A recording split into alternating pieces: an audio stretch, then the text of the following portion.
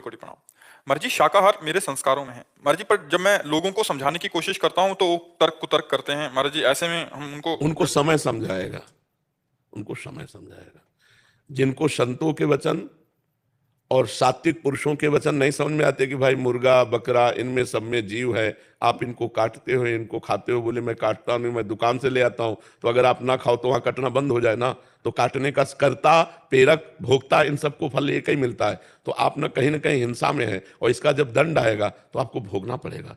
देखो, ऐसे ऐसे निर्दयी लोग हैं जो जिंदा पशुओं को जला करके उनका मांस खाते हैं। कहते हैं दूसरे देश तो बहुत उन्नतिशील हैं। हाँ, तो क्या भोग मांस खाना शराब पीना इसको उन्नति समझते हो? अगर उन्नति समझते हो तो भ्रष्ट जीव हो तुम। क्या रुपया उन्नति है? आचरण पवित्र उन्नति है। यहाँ एक बार जिस स्त्री ने पुरुष का हाथ पकड़ लिया, आजीवन निर्वाह किया, वह आज इसके साथ कल उसके साथ पर। हमारे देश का सदैव अनुकरण करते रहे अन्य देश वाले। आज हम गिर रहे हैं इसलिए कि हम अन्य देशों का अनुकरण करें। ये जो boyfriend girlfriend live in relation, ये हमारे देश का नहीं, हमारे शास्त्रों का नहीं है। ये अन्य देशों से आया हुआ आचरण है जिसको आज स्वीकृति मिल गई है। अब देखो, एक लड़की एक बॉयफ्रेंड से 10 दिन बाद ब्रेकअप, दूसरा बॉयफ्रेंड, 20 दिन बाद उससे ब्रेकअप, तीसरा, इसको क्या बोलोगे आप? व्यभिचार प्रवृत्ति बोली जाएगी ना। आज हमारा जो गृहस्थ धर्म है बहुत संकट में है। मानो कई जगह व्यभिचार करने वाली लड़की, कई जगह व्यभिचार करने वाला लड़का, ये जब पाणी ग्रहण करेंगे तो मर्यादा में नहीं रहेंगे, क्योंकि ये पहले ही अपनी आदतें बिगाड़ चुके हैं। अब इनकी गृहस्थी कैसी रहेगी? पुरुष देख रहा है कि वो उनसे बात कर रहे हैं, वो देख रहा है उनके साथ जा रहे हैं, तो संबंध विच्छेद। संबंध का मिठास कहाँ रह गया? संबंध का भरोसा कहाँ रह गया? संबंध में विश्वास कहाँ रह गया? तो जीवन किस काम का?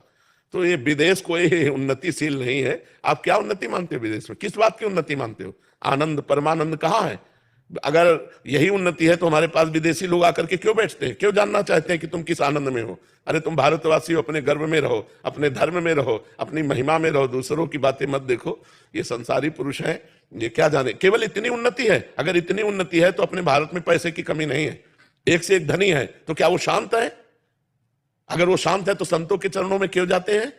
वो दानपूर्ण धर्मात्मा आप क्यों बनना चाहते हैं? क्योंकि उसमें शांति नहीं है। शांति है दूसरों को सुख देने में, शांति है धर्म में चलने में, शांति है भगवान में। ये तो दूसरे केवल भोग योनि समझो। अन्य देशों में भोग योनि। उन्नति का मतलब क्या समझ लिया? उन्नति का मतलब रुपया होना, भोग भोगना, इतनी केवल उन्नति मानी जाती है क्या?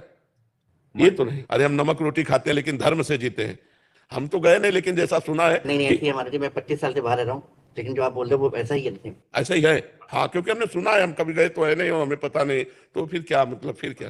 तो क्या आप बताओ, देखो जैसे आप विदेश में रहते हो, क्या अपने देश का प्यार कहीं आपको मिलेगा?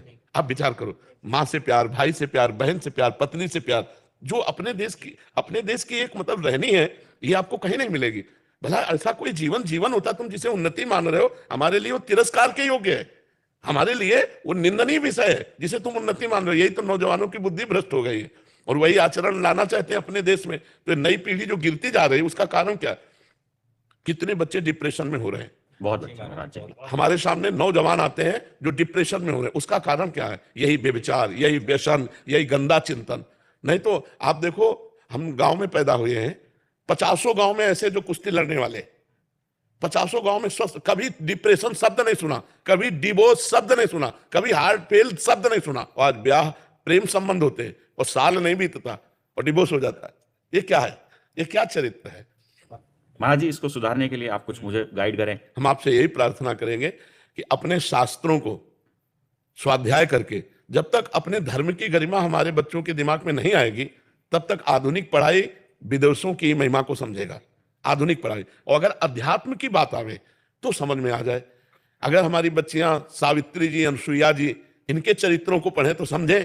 हमारे बच्चे धर्म से चलें, हरिश्चंद्र आदि के पावन चरित्रों को पढ़ें, धर्म से जो अपने जीवन व्यतीत करने वाले रहे। आप सोचो, एक कबूतर की रक्षा के लिए महाराज शिवी ने अपने शरीर को काट के रख दिया, और यहाँ कबूतर और मुर्गा मुर्गी के लिए कैसे कैसे व्यवहार कर रहे हैं। एक कबूतर की रक्षा के लिए अपने शरीर को काट दिया महाराज शिवी ने और तराजू पे रख दिया, उसको हानि नहीं होने दी कबूतर की। और आप जीवों का नाश कर रहे हो, कह रहे हो। कुछ लोग तर्क रखते हैं कि अगर हम मुर्गा मुर्गी नहीं खाएंगे तो बहुत बढ़ जाएंगे जगत में, फिर इनका विनाश कैसे हो? तो विनाश का सेवा तो भगवान शंकर को है, पालन की सेवा हरि को है, और सृष्टि रचने की सेवा भगवान ब्रह्मा जी को है। तो ये मूर्ख लोग जानते नहीं। अगर नाम जप करें और 10 मिनट सत्संग को सुने या शास्त्र स्वाध्याय करें तो जरूर बुद्धि परिवर्तित हो जाएगी। क्योंकि हमारे राष्ट्र के भविष्य बच्चे हैं, इन्हीं में कोई मेले बनेगा, कोई सांसद बनेगा, कोई मंत्री बनेगा। अगर ये चरित्रवान होंगे, धर्मवान होंगे, तो किसी भी पद में जाएंगे तो हमारे राष्ट्र की शोभा होंगे, राष्ट्र की सुरक्षा होंगे। और अगर भ्रष्ट पदाधिकारी हुआ तो नष्ट करने वाला ही होता है। तो बच्चे स्कूल से ही चरित्रवान बनते हैं। तो आप प्रथम गुरु हैं जो उनके चरित्र को प्रकाशित करने वाले हैं। तो आप प्रयास रखिए, भगवान से प्रार्थना करते रहिए और अध्यात्म को जोड़िए। आधुनिक पढ़ाई के साथ यदि अध्यात्म जुड़ेगा तो सुधार होगा। केवल आध्यात्मिक नहीं चल पाएगा क्योंकि उनको आधुनिकता की जरूरत है, और केवल आधुनिकता नहीं चल पाएगी क्योंकि अध्यात्म के बिना सही मार्ग नहीं मिल